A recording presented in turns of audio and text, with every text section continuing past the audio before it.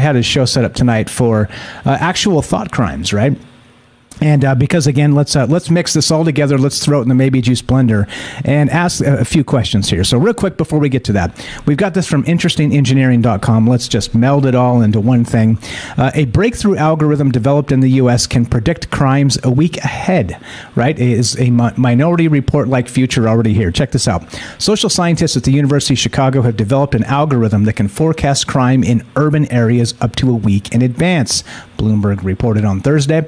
Over the past few years, there have been a steep rise in the use of algorithms around us, from predicting weather to driving cars, making shopping recommendations, and finding cures for diseases.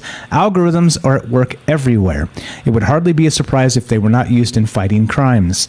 Yep. So there we go. So now they're saying that they use this algorithm in somewhere near Chicago, and they were able to predict with 90% accuracy the crimes about to happen. All right. Now, okay. Now that terrified me, of course, because I've seen Minority Report. I've seen, right. And talk about dystopian levels of everything. It's concerning, let's say. I think that's probably a good way to put it. It's concerning. And so, well, mix all this together and here's what you get, right?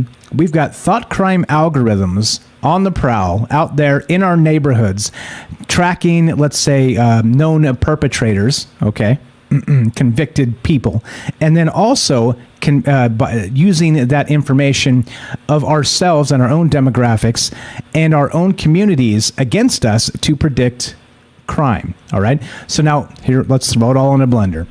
So here's what I want to know.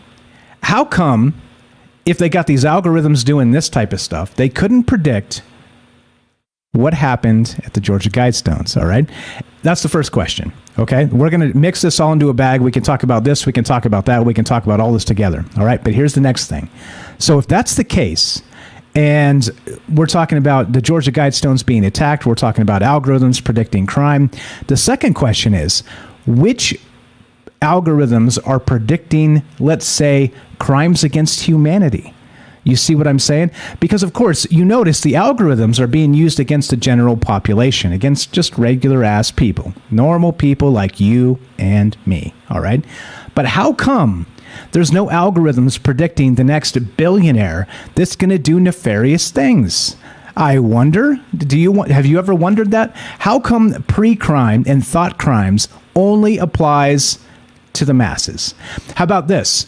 Where is the algorithm that predicts dirty policing, that predicts actual, let's say, like a bad ring of cops working together, right? Or, breaking the rules to put people behind bars when they shouldn't be, right? Again, abusing people they're arresting, things like this. Like, where are the algorithms that predict these things based on, right, policing demographics? And, right, no, because a lot of that information is proprietary. It's hidden.